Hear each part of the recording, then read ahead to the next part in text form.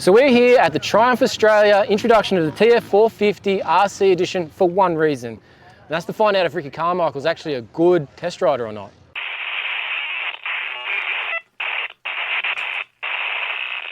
G'day guys and girls, David Hogan here for fullnoise.com.au and AlwaysMoto, and we are here at the Triumph Australia introduction of the TF450 Ricky Carmichael edition. Alright, let's get some of the specs out of the way for this new 450 from Triumph. We're going to start off with the price. It's going to be $16,995 right away. Alright, the weight of the bike is 108.6 kilos and that's a wet weight.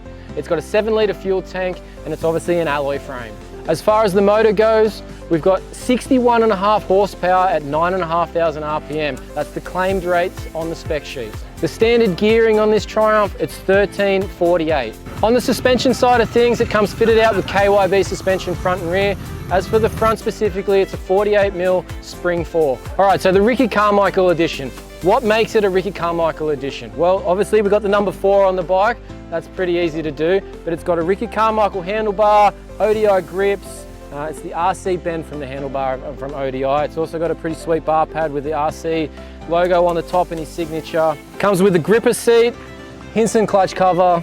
We've got down the front here on the front forks as well, we've got a X-Trig whole shot device on the bike standard. So the main difference with this one is that you can get a Ricky Carmichael tune that you can put straight in the ECU using the smartphone app from Triumph. It's called the MX Tune Pro. Right, so first impression of the 450, it's a hell of a bike.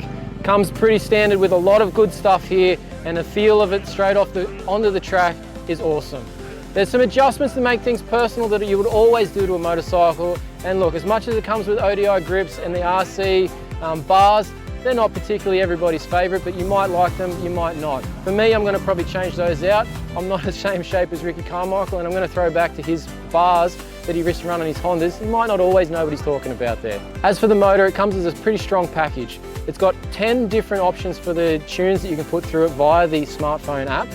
The stock maps that come in it are okay, but I think everyone's going to find that they're going to change across to a couple of different maps here. Now, one that's been very popular today is the Ricky Carmichael tune. The expert tune's in there for some of the pro motocross guys. They like that one better. But for just about everybody else here today, and for me specifically, the Ricky Carmichael tune was the way to go. It has a lot more bottom end pull. It's very noticeable that the change from the standard map to the Ricky Carmichael one. So Ricky's done something really well there on that side of things, setting this up, so he's obviously a decent test rider. On the suspension side of things, everybody wants to know if the suspension is really good. It's a personal thing. You're gonna find things that you need to tweak along the way. You're gonna have to start out with your sag settings and make it sit where you want it to sit. But straight out of the box, this bike is more than capable of competing with all the other 450s on the market.